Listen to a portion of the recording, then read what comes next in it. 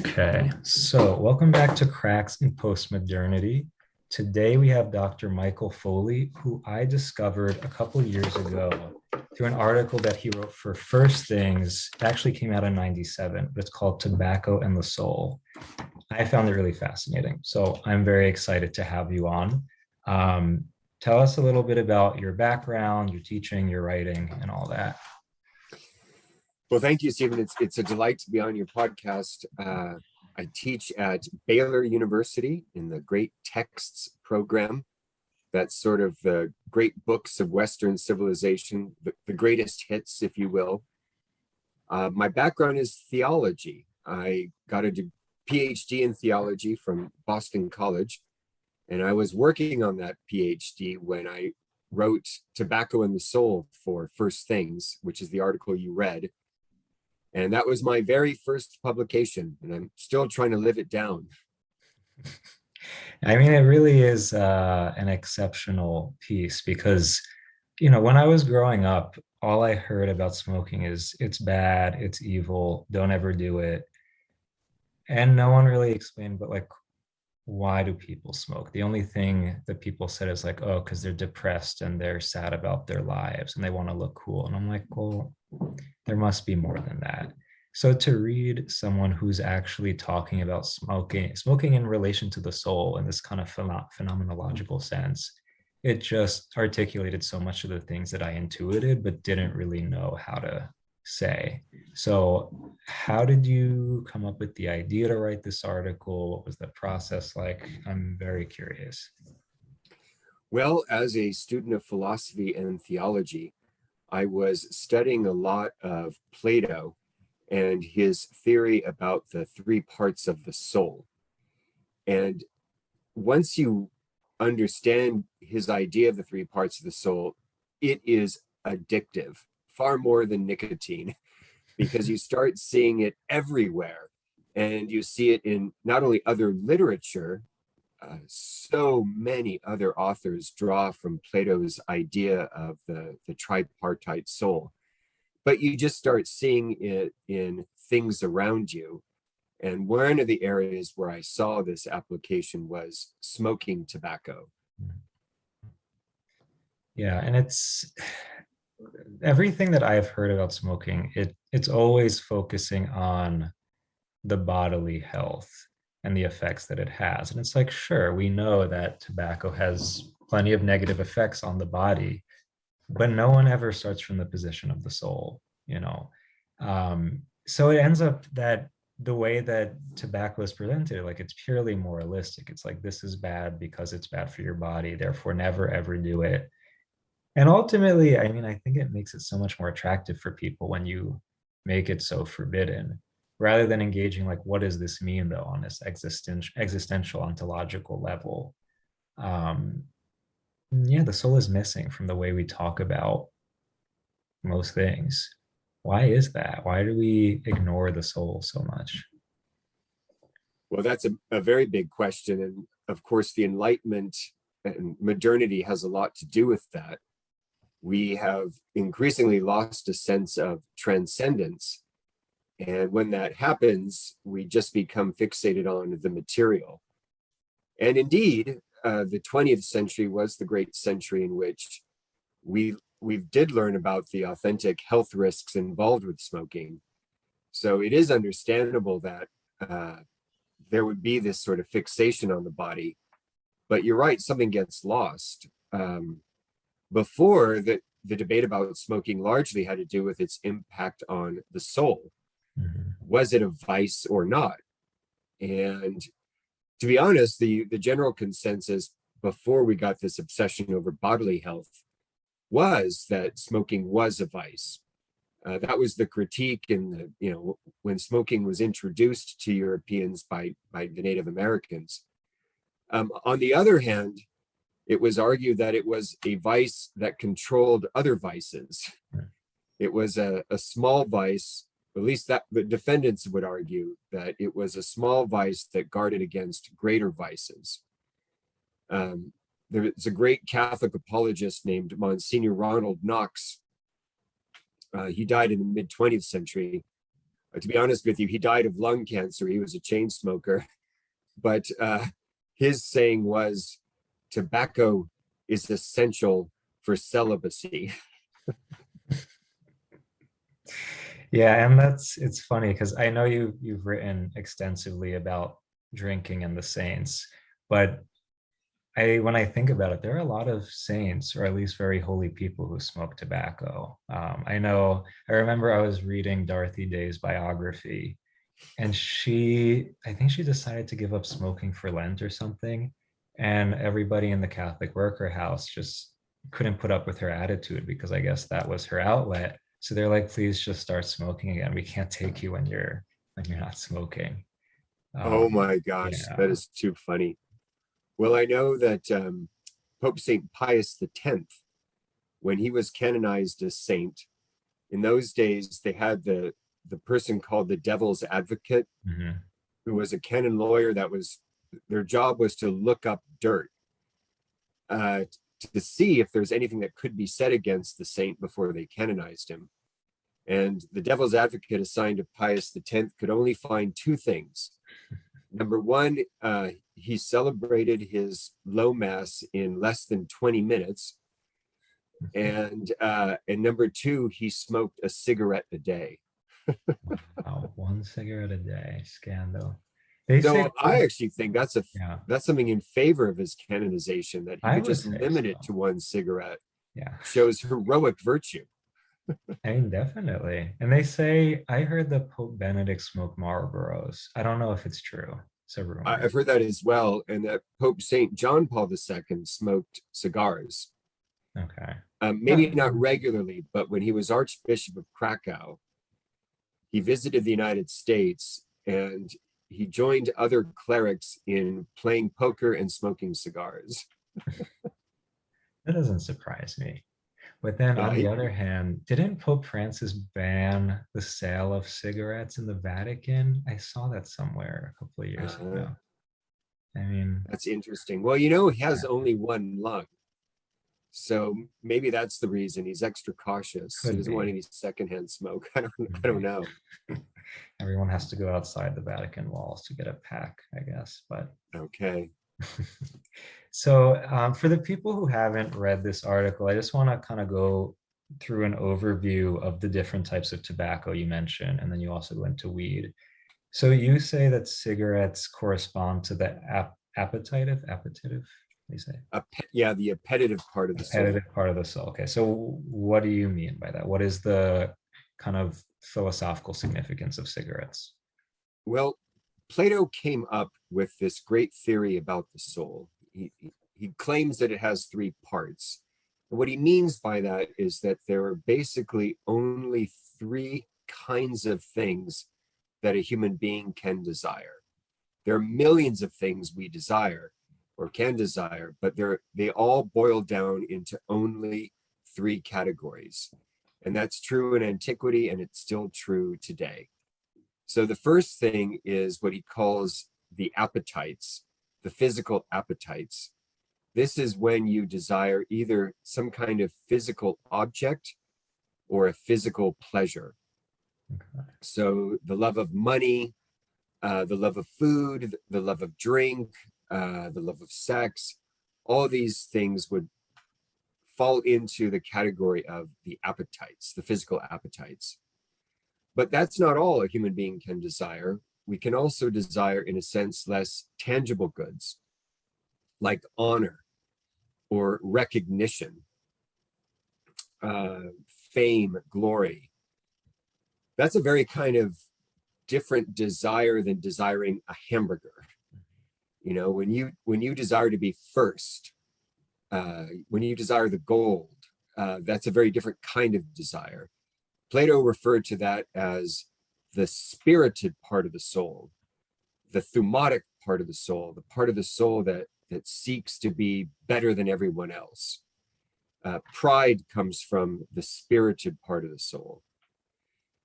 But that's not the only kind of desire either. There is a third kind of desire, and it is the desire for knowledge, the desire for wisdom, curiosity. these are very different kinds of desire than the desire for a hamburger or the desire for first place. And Plato called that the rational part of the soul. So you've got these three parts of the soul: physical appetites, thumos or spiritedness, and the rational part of the soul. And I argue that the three prevalent forms of smoking tobacco correspond to those three parts of the soul. So cigarettes correspond to the appetitive part of the soul, which is why we often associate them with food and sex. There is the postprandial cigarette, the cigarette after a meal, and then there's the famous post-coital cigarette. You know, all the movies showing the lovers smoking in the bed after they have consummated the act. And that kind of makes sense. And we can talk about that in more detail. But just to finish up the equation, so cigars correspond to the thumotic or spirited part of the soul, which is why we often associate cigar smokers with power mongers, you know, powerful businessmen or mafiosa, or Tammany Hall. You know, we equate political intrigue with closed rooms where men smoking cigars plot policy or who the next candidate's going to be. And then finally, the pipe corresponds to the rational part of the soul, which is why we associate lovers of wisdom with pipe smoking. You know, C.S. Lewis, J.R. Tolkien, we're both pipe smokers. Oxford Dons, you picture smoking their pipes. And of course, Sherlock Holmes is always associated with the pipe, even though Arthur Conan Doyle portrays him smoking lots of stuff, cigars, cigarettes, and of course some other substances which are now illegal. So that's the basic lineup. Cigarettes, cigars, pipes correspond to physical appetites, the desire for glory, and the rational part of the soul. So, and you briefly mention like snuff and chewing tobacco, and you say they're not really part of the soul, or it's not an expression of the soul. It's more like a subhuman. Well, why do you say that? Well, that's the funny thing about the human soul, is that it also has what I would call subhuman elements. That doesn't mean they're bad, but what is the soul? The soul is the principle of life. It is that which gives life to the body. And in the human being, there are parts of our soul that we share with animal life, and that is our appetites and our thumos. Animals lust, animals get hungry, animals get thirsty. So we have that part of our soul in common with animals. And animals have emotions. They get angry, and that's what the thumotic part of the soul or spirited part of the soul is all about. But there's also a part of our soul which we have in common with all life, and that's not only animal, but vegetative. So according to the old schema of things, plants have souls. They don't have immortal souls, but they do have souls because they have life and they grow. And it is that part of the soul that that I equate with things like snuff and chewing tobacco. The reason why is that the three parts of the soul, even the parts that we have in common with the animals, are responsive to some extent to human reason, whereas the vegetative part of the soul is not. And human reason is symbolized by fire. So the key thing is smoking tobacco, cigarettes, cigars, pipes, they are all lit by fire. And fire, since the days of Prometheus, is the sort of emblem of the human. Whereas snuff, smoking, tobacco doesn't involve the use of fire. That's why I equate it with the quote unquote vegetative part of our soul, the part of the soul we have, but is unresponsive to reason, to the fire of reason. So then, speaking of fire, you also need a flame to light marijuana if you're gonna smoke it. But you go on to say that marijuana is kind of this imposter, this imitation of smoking tobacco, mainly because the effect that it has, the nicotine high is different from the THC, or the nicotine buzz, I guess we could say, is different from Yeah. the THC high. So why do you say it's an imposter or it's an imitation?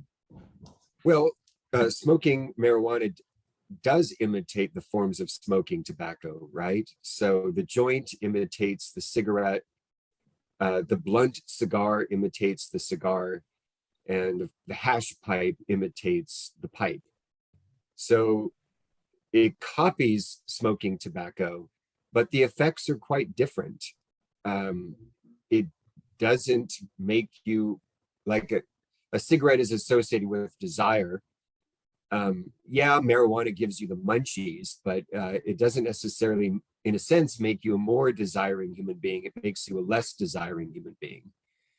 Your appetite is kind of blunted, and the same with your spiritedness. The typical pot smoker does not become more ambitious, but less ambitious.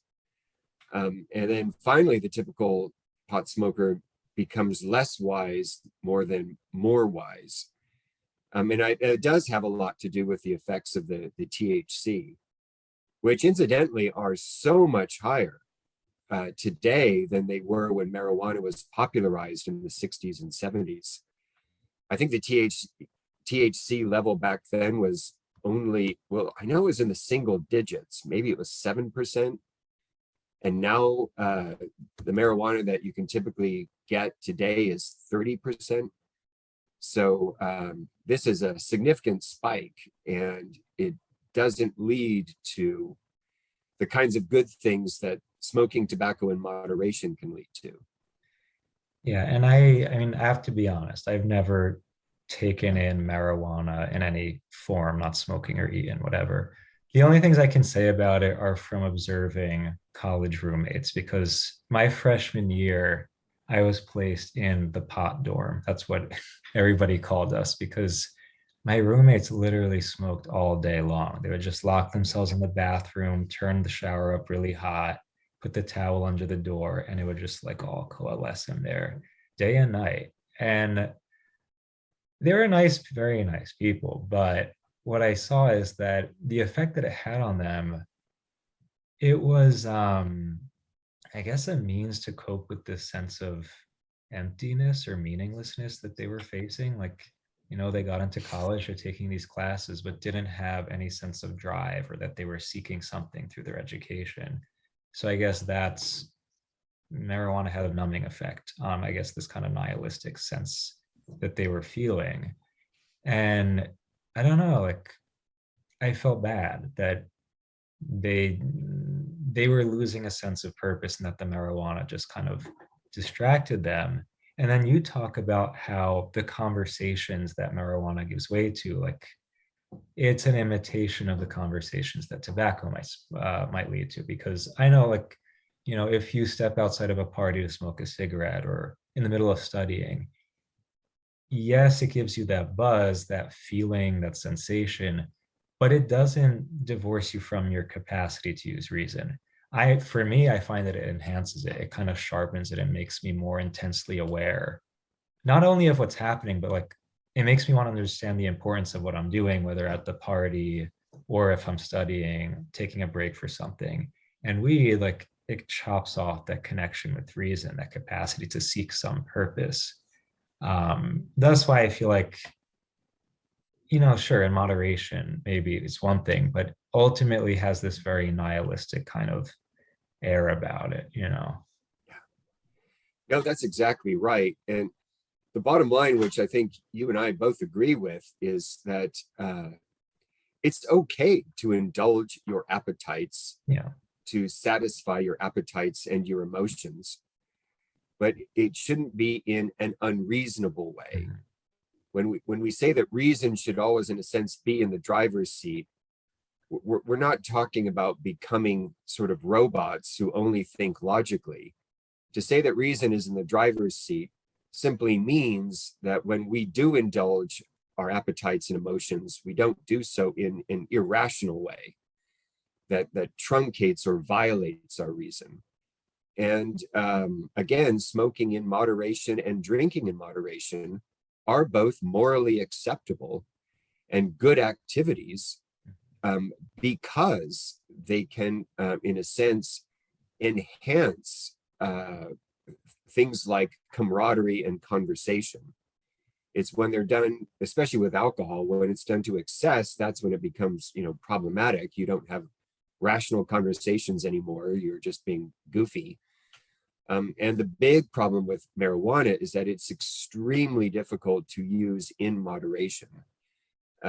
Just the smallest amount of THC puts you into that high, and then it disconnects you. Even if you have a feeling of camaraderie, in reality, it is disconnecting you from your interlocutor. Yeah, and I think it's important to distinguish when we're saying our capacity to use reason. Again, it's not like that we have to be perfect rational robots, but for me, when I say reason, I'm saying the ability to recognize that there's some presence of truth, there's some existential value in the moment, whatever I'm doing.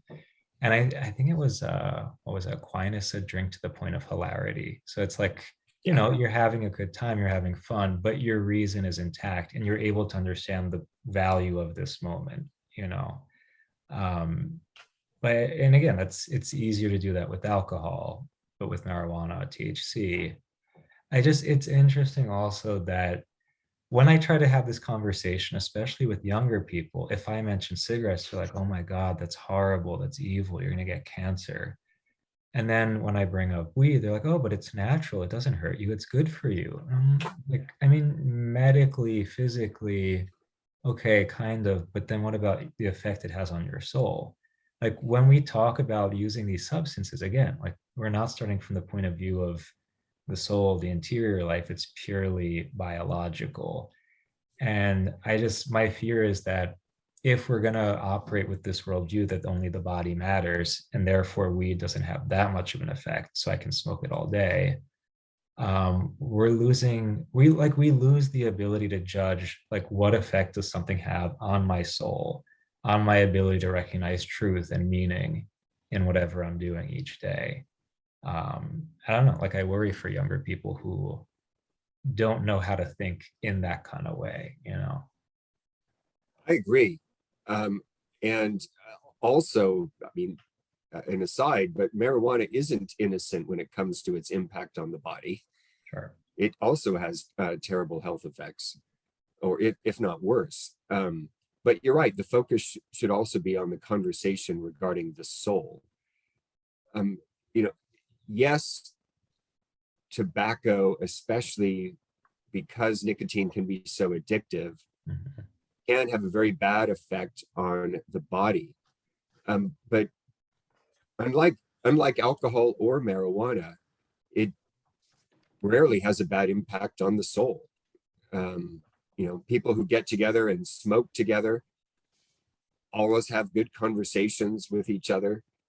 Unlike alcohol, smoking has never destroyed a family. I mean, I'm a big proponent. I write drinking books, cocktail books. I've written, three of them. But I recognize that alcohol can destroy a family. Drinking to excess can destroy a family.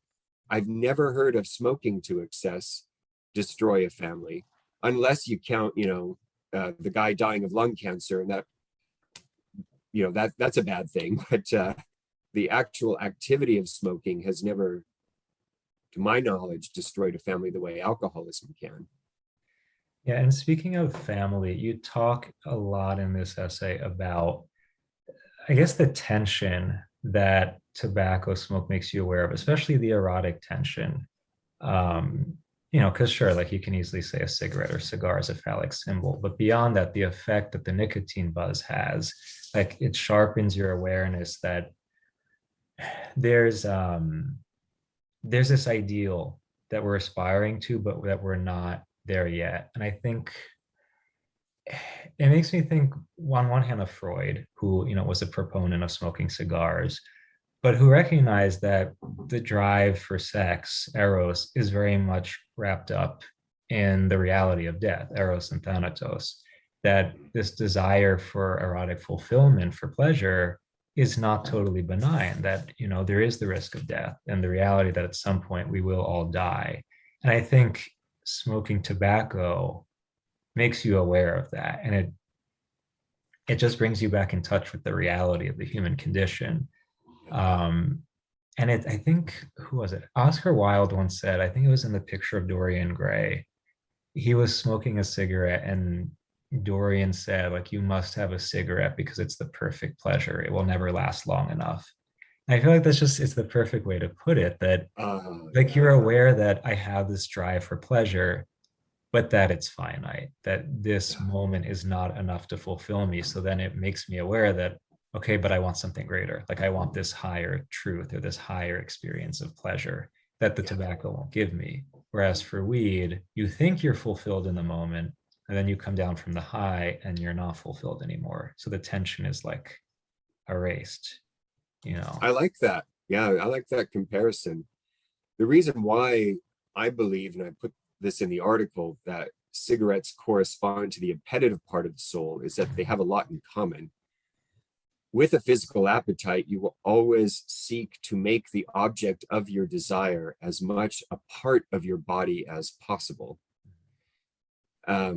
Food, when you're hunger involves ingesting food, thirst is satiated by drinking, by putting it into your body. And even sexual desire, there's a way in which you seek to make the body of your lover as much a part of your own body as possible in this unitive act. And what's significant about cigarettes is that they are the only kind of smoking tobacco that you inhale. So you are bringing that smoke into your body and making it a part of your body as much as possible. Whereas cigars and pipes, of course, are not inhaled. In a weird way, there's kind of more of an external focus with cigars and pipes that is reflected in the nature of those two kinds of desire. When you seek honor, you have to seek honor from as many other people as possible. There's an external focus to honor seeking that is sort of emblematic of the cigar smoker. And then the same with a pipe. Reason, or the desire for knowledge, is seeking a truth outside yourself. And then you say that smoking weed is not an erotic experience. It kind of takes out that erotic tension. And you compare it to, I think you said something about the sexual revolution, how it takes away the true meaning of eros. Exactly. Eros requires tension. Um, Romance flourishes when there is a wall of mystery between the sexes. And then there's the courtship. There is the dance. When you look at like old film noir movies, in which, by the way, they're smoking heavily, Yeah. but you look at Bogart and Bacall and those wonderful movies that they did together. There was this incredible tension. They just didn't bet each other in the first scene. There needs to be this sort of tension, and so you're right. I love the sexual tension that exists between the sexes, and it's precisely because I do that I am a critic of the sexual revolution. It just sort of unleashes an animal appetite, but without any kind of aura of mystery. It destroys that aura of mystery. Um, so yeah, we need to have more of a sense of mystery between the sexes, and smoking was historically a part of that. Yeah. And going back to Oscar Wilde, so Dorian Gray, I think that was the first time he got kind of in trouble for, or like people started to suspect that he was engaging in sodomy. And then, the trial happens in, I guess it was 1895. Um, Big scandal in those days, the crime of gross indecency. Whereas the reference to the cigarette is kind of looked past, it's nothing. Whereas today, it's kind of reversed, that cigarette smoking is kind of the crime of gross indecency. Like they're trying to, you know, demonize people who smoke. Whereas when it comes to sexuality, it's kind of whatever, love is love. And it says a lot about how our view of the person, of what love is, what fulfillment is, has just totally shifted since, the turn of that last century. you So know true, Stephen. That is so funny. I never thought of cigarette smoking as the love that dare not speak its name, but I think you're right that it has become that. And we live in such an inconsistent society because we're absolutely paranoid about the effects of smoking on our bodies. And yet, as you mentioned, marijuana is given a free pass. Marijuana has such bigger has had such a bigger impact on public health. Um, yeah, it's astonishing. So there's a lot of inconsistency. and I think the fixation on banning smoking, it has this very puritanical drive, and it's just, again, it's this inconsistency that when it comes to sexuality and so many other things, like, we're trying to shed off this puritanical heritage, but now with smoking, now that's where we're projecting that drive. But it says a lot about our culture, because I know there are certain environments, like I go back and forth between New York and New Jersey. That's where I spend most of my time.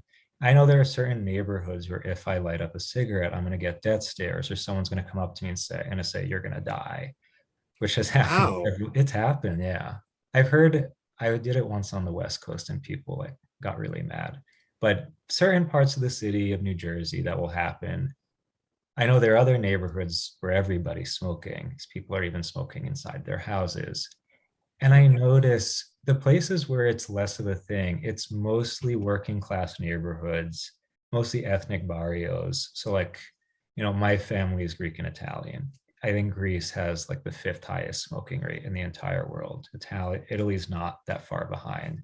But when you're in those Greek Italian neighborhoods, when I'm in, if I'm in Newark, New Jersey, where there are, a lot of different ethnic groups, like, it's like you can sit down at a restaurant outdoors and smoke and no one's going to say anything. Whereas I remember I was in downtown Manhattan. I went to an Italian cafe.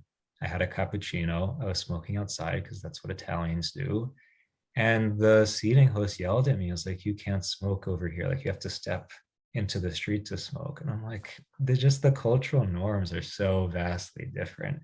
It Yeah, says so much about the cultures. yeah. No, I agree. It would be interesting to know where the pockets of America are that Yeah. still have smoking. I haven't smoked in public in a while, and it's not just because, well, I'm a father of six kids and I don't get out a lot, so I stay at home. And my wife and I and friends will get together and then just enjoy a cigarette in the backyard. But even us, it is funny you mentioned smoking inside. How the norms have changed. When I grew up in the 70s, it was very common for people to smoke inside, and you had indoor ashtrays and special little lighters that were on a table, Yeah. and it was normal. But now it's interesting that even among committed smokers, they won't smoke inside, Yeah. and I'm among them. That largely because of my wife. I don't have a sense of smell; she does. She doesn't care for the lingering smell, even though she is also a smoker. For me, I'm indifferent, but I see her point and I obey her. Yeah, the only times I've done it inside, I know in Atlantic City, some of the casinos, there are smoking sections indoors. And the other time I was in Jerusalem, it's interesting because the Israeli part of the city, they have very strict smoking laws, but in the Palestinian side, you can smoke inside the hotel and the restaurants. Nobody cares. But speaking of smoking inside, I did want to talk about hookah because that was my gateway when I was in college. because I was taught when I was a kid by my parents, like they told me, you could be whoever you are, do whatever you want to do, but don't smoke cigarettes. That's the only thing will kill you if you smoke cigarettes. I heard the same message when I was in school. And when I was in college, I was invited to a hookah bar, and I was like, oh my God, I can't smoke this. This is evil. I'm a horrible person if I do it. And then I tried it, and I was like, oh, that's really not that bad. Um, I don't know, there's definitely, it's a very communal experience because you're sharing from the pipe. What do you think about, like, I guess, water pipes when it comes to tobacco smoking? I've tried hookah a couple of times with tobacco, and I thought it was an incredibly smooth and satisfying smoke. I also liked the communal dimensions of it. Mhm. So I would be curious to know what you think, Stephen. So you're the one who's, has read my article and invited me to be on your podcast. So we've got the three parts of the soul. In some respects, hookah seems to check all three on the list, right? That it's inhaled, but it's permanent, like a pipe, Mhm. um, which, as you know, in the article, I argue betokens the wisdom, right? Wisdom is this eternal thing, and the pipe's permanence kind of reflects that, unlike the cigar and the cigarette, which are discarded after use. Yeah. Maybe I don't know how hookah would fit into the thumos, the spiritedness, but I don't it know. definitely is. It's an interesting straddler of categories. I guess I'd say that much, but I'd be curious to know what you think. I think a lot of it depends on the context, like, or the setting where you're smoking, because I usually do it, at least in New York, hookah bars have loud blasting music. They're usually, most of the ones I've been to are run by Arabs or Hispanic people. So they have either like loud Arabic music or Hispanic music in the background. And then, if it's like a Muslim bar, they're not going to serve alcohol, but the others will. You have food, or you can have it with tea. I don't know. Like, I find that if it's in a party setting with the loud thumping music, it's it kind of loosens you up to enjoy the party, to enjoy the presence of others, but without, again, like, losing sight of the value of being together. Your reason's still intact. Whereas if it's one of the more chill bars where you have tea, you have a baklava, something like that, it's very conducive to having deep conversations. And like, I've had many conversations late into the night in those types of hookah bars. But yeah, I would agree that it doesn't have, the spirited part. You don't have much of a sense of accomplishment or proving something about yourself. I definitely think there's something more repetitive, or yeah, the rational. Depends. Yeah. Depends. But for me, the other thing I was going to mention is that when I started smoking hookah, I was still very resistant to cigarettes. So I thought, is there a way I could smoke hookah when I'm on the go, when I'm not at a bar? And that's when I found the e-hookahs, or the hookah pens, which is basically eventually became vapes. And they're very convenient because you don't have to light them up. There are no ashes. You don't smell. You can get all kinds of flavors. You can smoke it anywhere. Um, and I tried to stop once I found out about the health effects, because I think it's different from smoking cigarettes. There's something called popcorn lung. I don't fully understand it. Sounds scary, but It sounds awful. I don't know. I don't want it. But the thing that's, like, at least on a philosophical level, you get the nicotine buzz, but the fact that you can do it anywhere, you could do it in bed, you could do it in the car, and there's no consequence. There's no, like, physical tactile experience really, other than, sucking on it and then maybe recharging it. It makes me afraid that, like, I'm getting this high or this buzz without, like, it's such a disembodied experience. And I worry also because, like, I'm honestly not super addicted to nicotine. I can go a long time without it. But for people who really have that chemical dependency, the fact that you could be smoking anywhere, um, again, the fact that it's so disembodied, it makes it so much riskier. I don't know. I agree. And when I wrote that article, this was before vaping, so I didn't have to confront that. But it does, yeah, I share your opinions on it. Yeah. So I did want to take a moment before we wrap up to talk a little bit more about alcohol, because that's, can you, first of all, can you just mention the, I think it's three books that you said you wrote about drinking? That is correct. So I am the author of Drinking with the Saints, Drinking with Saint Nick, which is a Christmas holiday book, and Drinking with Your Patron Saints. And in all of these, I pair beer, wine, and cocktail suggestions with the various feast days of the church year. I'm a Catholic theologian, so I have a follow the Catholic calendar, and so if it's Saint so and so's feast day, I try to find a good drink to recommend for that day. So can you give an So example? it's led me to. I'm sorry. Go ahead. No, no, can you give an example of like a saint that you would pair a drink with? I'm curious to know. Well, sometimes it's easy. So last week we had the feast of Saint Bruno. Mhm. Bruno is the founder of the Carthusian order, and the Carthusians, of course, make the world's most delicious liqueur, chartreuse. Mhm.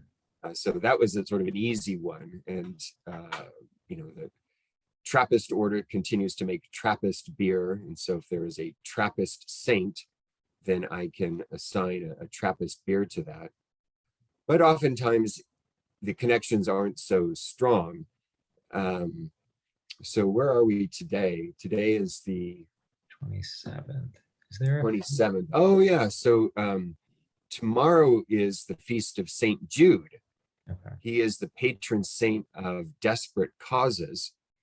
And there are a couple of cocktails called the Desperado, which I've assigned to him. Interesting. What about, is there a drink for Saint Benedict? There are a lot of drinks for Saint Benedict Right. because there's Benedictine liqueur, That's what I was gonna say. which Yeah. which is supposed to have come from a Benedictine convent. And the Benedictines were also quite active in making beer and wine, Mhm. especially in the Middle Ages. Most of them got out of it in the 19th century because their lands were confiscated during when a lot of these European governments became secular. They did land grabs, and the Benedictines lost a lot of their property, which they had vineyards and things like that. Yeah, I've had the Benedictine liquor. Isn't it a mix of there's like an orange flavor to it or something? Orange or A rum? little bit. It's not Yeah. an orange liqueur, it's an herbal liqueur, but it does have something of an orange taste. Yeah, when I went to Mount Subiaco in Italy, where I think Benedict died there, and I Uh, bought a little bottle of Amaro, like that very bitter herbal kind of. yeah. I can't handle it; it's too much for me. No, you have to mix it with other things Yeah. to make a cocktail out of it. Yeah. What about, is there one for Teresa of Avila? There is. Um, she died at an interesting moment in history. It's when the calendar was being adjusted, when we went from the Julian calendar to what's called the Gregorian calendar under the Pope's name was Gregory at the time that this happened in the 1580s. But the calendar of Julius Caesar had slowly become more and more inaccurate. And so, in order to adjust for this, they had to get actually rid of, it was 10 or 12 days.